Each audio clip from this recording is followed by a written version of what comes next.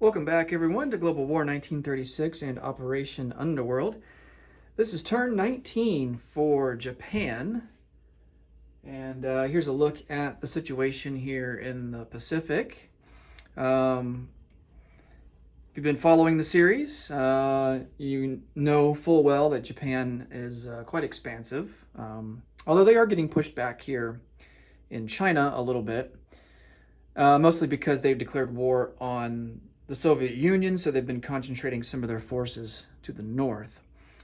And then the Americans, after suffering a major naval defeat several turns ago, have been trying to recover, and they did successfully research heavy capital ships, so our large ship construction. So they have been pumping out heavy fleet carriers and heavy battleships, something that we as Japan do not have. We're still trying to work on that. So Americans have a little bit of advantage there, being able to produce the heavier ships. But we have been expanding further south. We took New Zealand last turn, and we've got to decide the direction that we want to go here on this turn. So let's get into our tech rolls and our purchases. We're going to go for radar, improved factories, and large ship construction. We are at stage 3 for radar, stage 1 for factories, and stage 2 for large ships. For purchases, we've got to account for 3 IPP loss due to convoy rating. We are going to purchase 2 destroyers for $12. We get a $1 discount per ship because of improved construction. So that's only going to cost 12 as opposed to 14. And then $16 for 2 light cruisers. We're going to go a total of $31 and buy 2 fighters and a tactical to kind of fill out our light carriers that are currently empty right now. $3 for an infantry, and then we're going to round it out, something a little different this time around. We're going to go for a strategic bomber. And the plan with that is to target Novosibirsk there in Siberia. See if we can't do some damage there against the Russians to help the Germans out a little bit. All right, let's roll for some tech.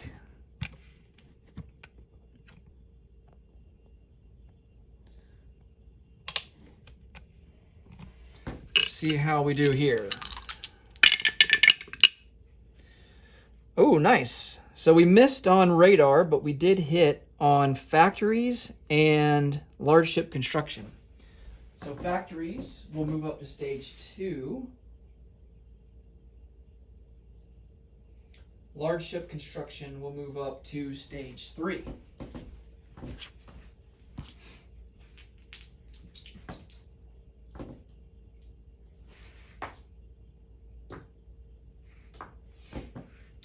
Okay, let's come over here for combat moves. So we've got our coastal sub here in P50. We're going to convoy raid that line. We're going to bring this seaplane on map in P32, go after that British coastal sub. No combat move with the fleet sub here. We're just going to leave him there. He's doing a good job blockading the American troop transport there, preventing them from leaving port. Down here, we have a couple of options with our light carrier fleet. We can go back up here and try to take American Samoa, or we can focus our forces down here and take South Australia. I think taking South Australia would be good because there is a major port here. An attack directly into Sydney just isn't really possible because this is what their defense looks like. Several infantry, some artillery, marine, some AA guns. Yeah, they've got a litany of forces there defending, along with a fortification, of course. So I don't think that's going to be much of an option. Of course, taking American Samoa would be good just to cut off forces there that are kind of behind us, and there's also a major port there as well. So of course we can always go up and take New Britain back as well if we wanted to, and deal with that. Again, another major port is located there as well. So we have we do have a lot of choices here. I don't know necessarily what benefit there is to take South Australia. If we were going to take, if the ultimate goal would be to take over Sydney, I think obviously we would need more ground troops, but we would like to bring in some more naval forces as well for shore bombardment, and if we're going to do some landings, and definitely would like to have more air power presence than just one tactical bomber. So I think what we do is we go back and we take over American Samoa. That way we have a chance to either scuttle or capture that naval transport that's in port there. So let's move a tactical bomber 1-2. And I think for this invasion, we're just going to pick up a couple of Marines from New Caledonia and move them over 1. And then we'll take a Marine each from New Zealand. We'll leave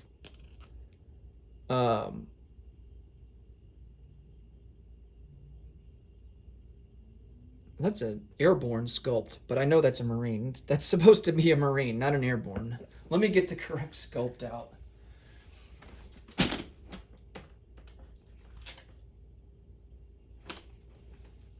I don't even think, that's not even a Japanese airborne sculpt. I think that's a Russian one. Boy, I got that mixed up somehow. All right, so we'll leave 2 Marines there, and then this other naval transport will move up 1 into P-66 and drop off these Marines, giving us a total of 4 there in American Samoa. Okay, so that's going to be that battle. Do we want to attack? No, who am I kidding? No, we don't want to do that. That would be insane.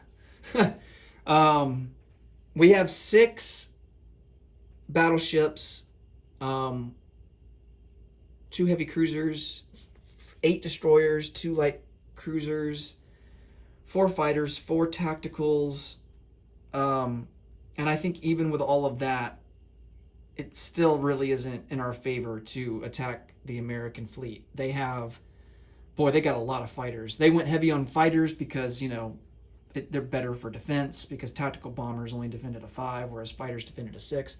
So they have, 8 fighters and 2 tactical bombers.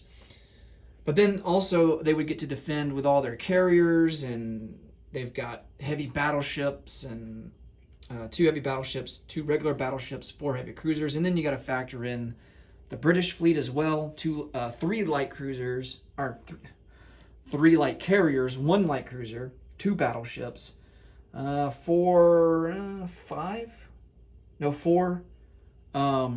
heavy cruisers, and make that 2 light cruisers. So, with the combined fleets there between the British and the Americans, I just don't think, if it were just the Americans, I probably would go for it.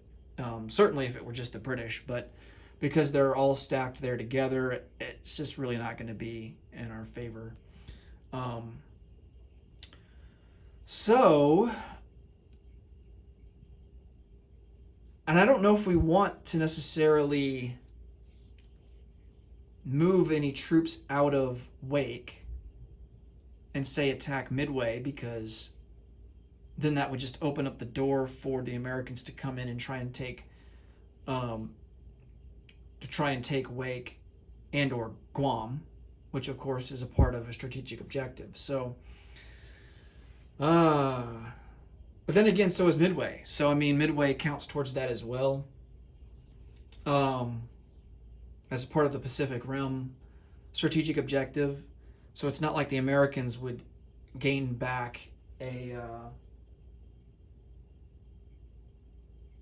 sphere of influence in order for them to gain that back, they have to have all four, Midway, Guam, Wake, and Attu and Kiska, and they only have half of them right now. So I don't think we really gain anything by attacking Midway. They have a fortification, so we stand to lose pretty decent odds to lose at least one Marine in the assault. So I just don't think that it would be smart to do that. Unless if we knew we could take Attu and Kiska as well, which we're not going to be able to this turn. So I think that pretty much concludes the Pacific portion of that theater anyway.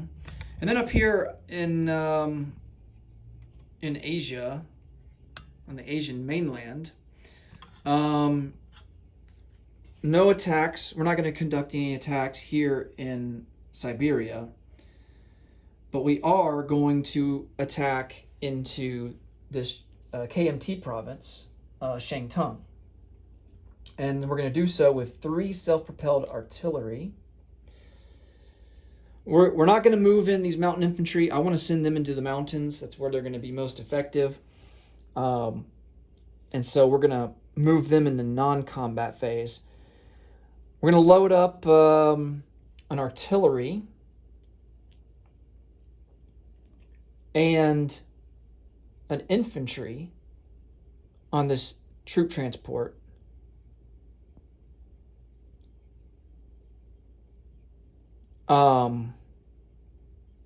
Actually, I take that back.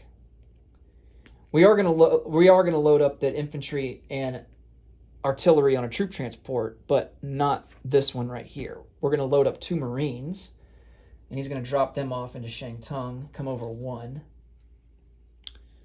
And then this naval transport will come over 1, pick up the infantry that's in Kyushu and the artillery that's in Honshu, and he's only going to have 1 more movement range left and drop them off into Shangtung.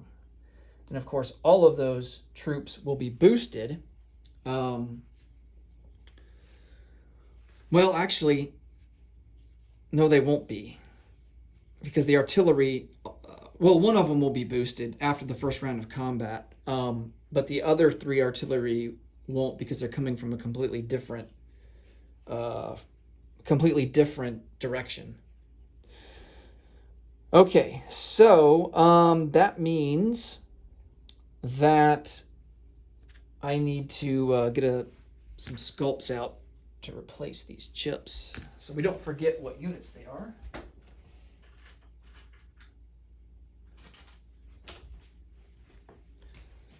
So that's an infantry there and an artillery there.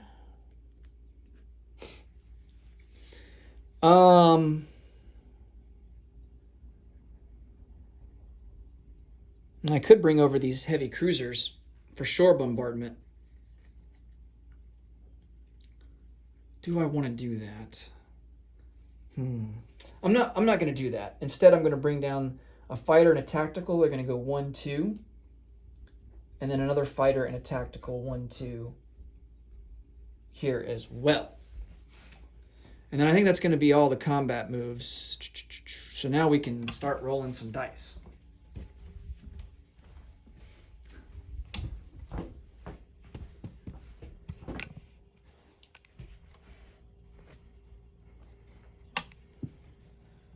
All right, we'll start out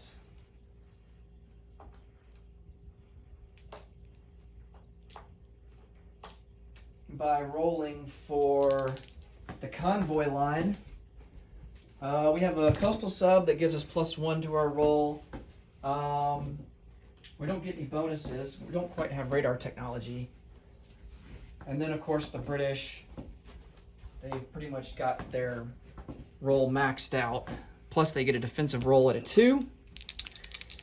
And they're going to be +3. So the net of that is +2 to the British. And we don't do any damage. And then they get their defensive roll at a 2, and they miss.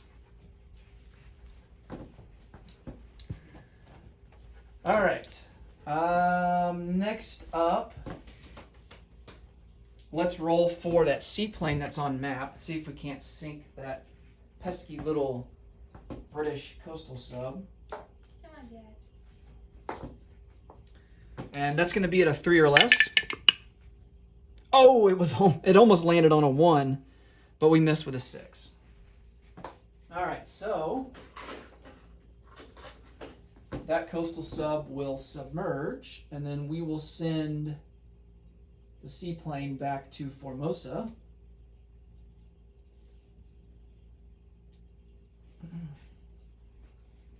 Okay. Next up, let's resolve. Oh, let's see.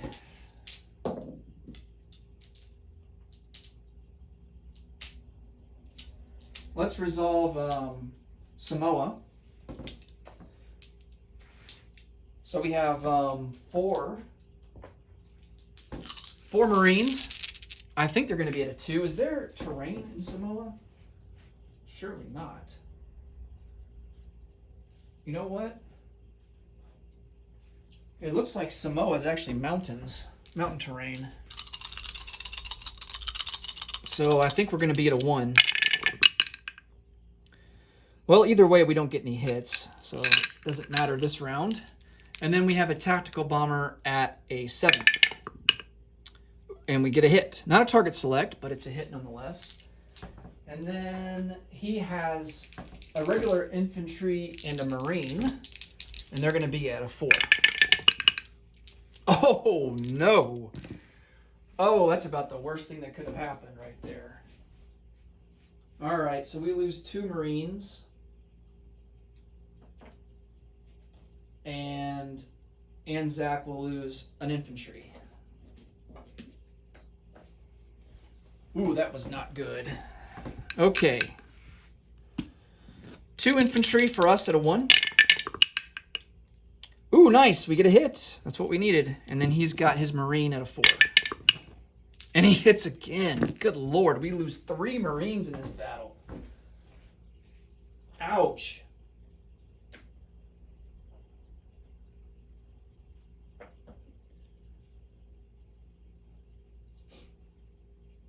All right. But we do take American Samoa. It's not worth anything, unfortunately. But we do get that major port. And let's see if we can... see if we can make up for some of these losses by capturing that Anzac transport. So for that, we are going to need to roll a 10 or higher. Anything less than a 10, it gets scuttled. Ooh, it's an 11. Nice, we get a free transport. Sweet. Okay.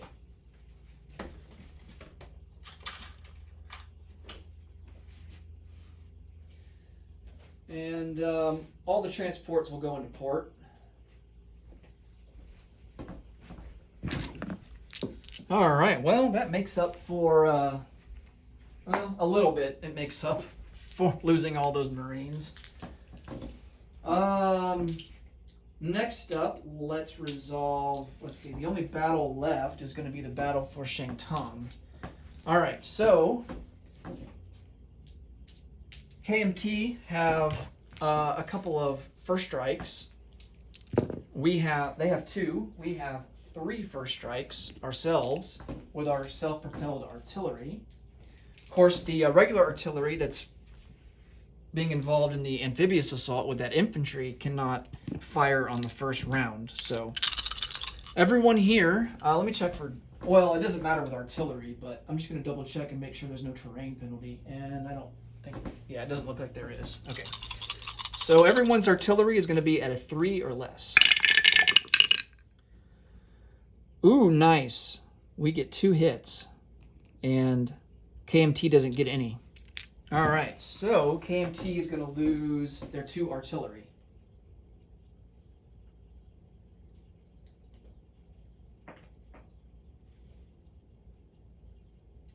All right, that just leaves 2 infantry.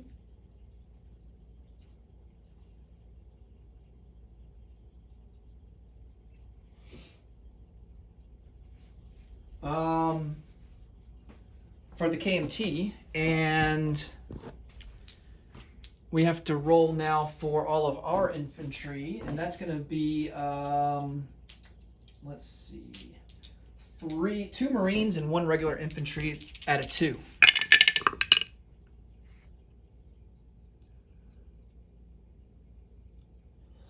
And we get 1 hit.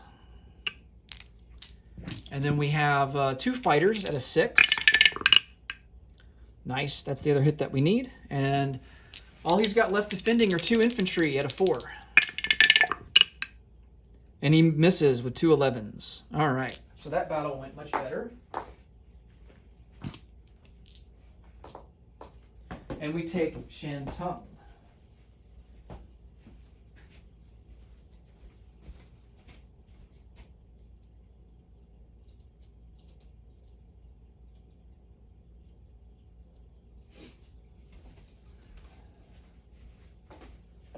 All right, Shantung is worth 2 IPP, and then of course it also counts towards our 1 extra bonus for China. So we're going to move up 2. We were at 63, now we're at 65. The KMT was at 10. They're now down to 8. All right, and that does it for combat moves. Let's go on to non-combat. So here in China, we need to retreat our planes out of our newly conquered territory, and they are going to go... We're going to send a fighter and a tactical into Xinxi, and then another fighter and a tactical into...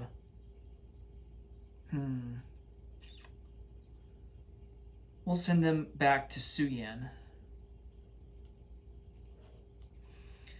4 mountain infantry will move up to Suyan.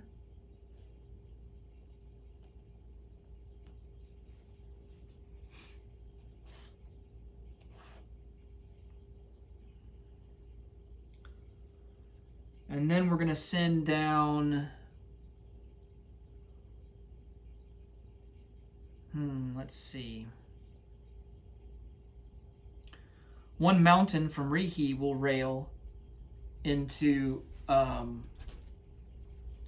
Xinxi.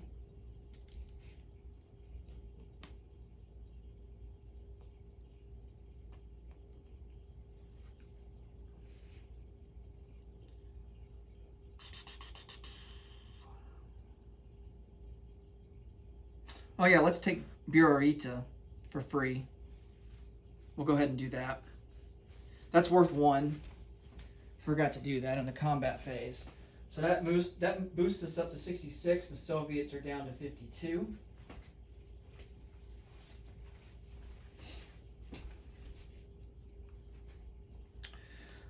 This mountain here in Kurline, he will move up.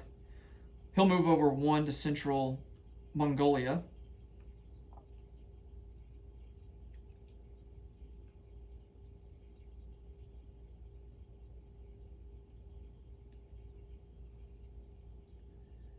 And I think that's going to do it for China. This attack naval transport, he's going to move back 1 to the Sea of Japan. And he's going to pick up 2 mountain infantry from Kyushu and come back 1 into P14. And he will drop them off into Hopei.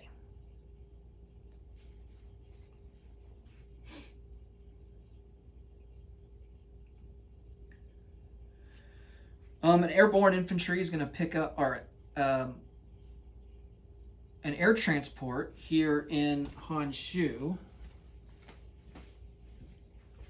is going to pick up an airborne infantry in Honshu, and we will send him into Korea and drop him off there.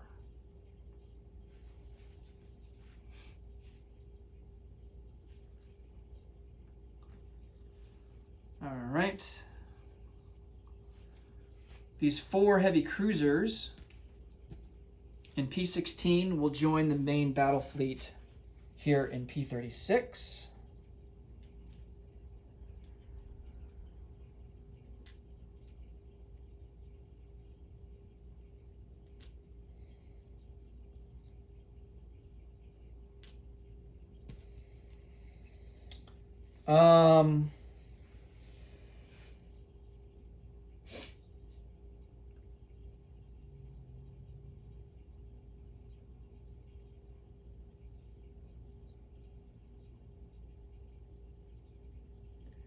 A medium bomber in the Caroline Islands will come out 1, 2, 3, 4, 5. And just going to reposition him down here in the North Island of New Zealand. All right. This tactical bomber will come back 2 spaces back on the light carrier in P-73. So his total movement range would have been 4. Okay.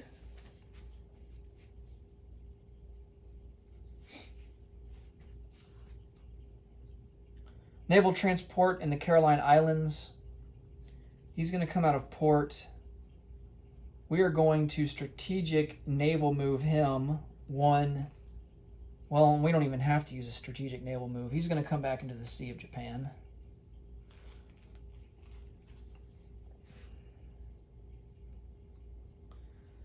I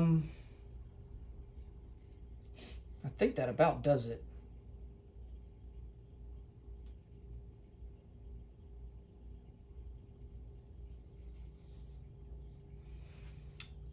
Okay, let's go ahead and place some units. Oh wait, 2 infantry in southern, forgot about Southwest Asia over here. 2 infantry in southern Iran will move over 1 into southern Iraq.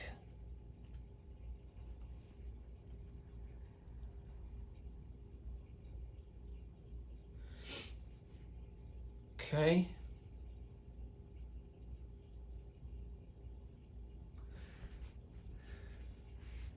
This fleet sub, fleet sub in I-4, we're going to bring him over 1, 2, 3 into P-50. Okay, now we are ready to place units.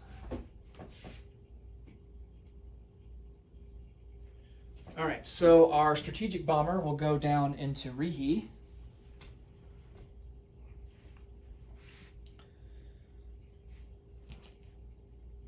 Two destroyers, 2 light cruisers into Tokyo. And then 1 infantry goes into Kyushu.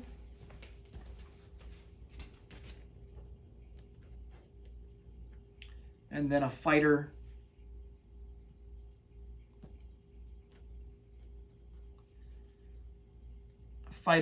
and 2 fighters and a tactical will go into Honshu.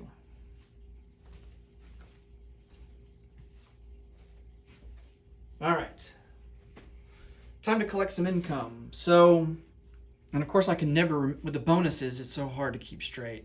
Because like you get +1 for this, you get +1 for this other thing, and then you get +2 for something else, and it's hard to keep straight. So I'm going to get the reference chart out here.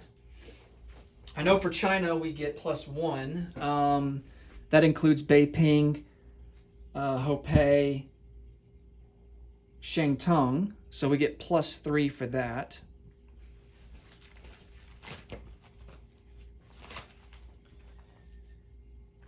And then we get +1 for Midway, Wake, and Solomon Islands. We don't have Solomon Islands and we don't have Midway, but we do have Wake. So that puts us up to +4.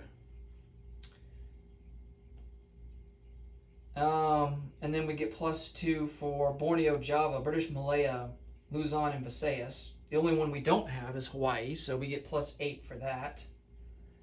So I think we're sitting at +12. 8 and 4, if my math is correct. Yep. So +12, our base is 66. So that will put us up to 78. And we spent all of our money, so we will have 78 for next turn. All right, that will do it for Japan. Next up will be the Commonwealth and Free France. Thanks so much for watching as always. And until next time, take care. Bye for now.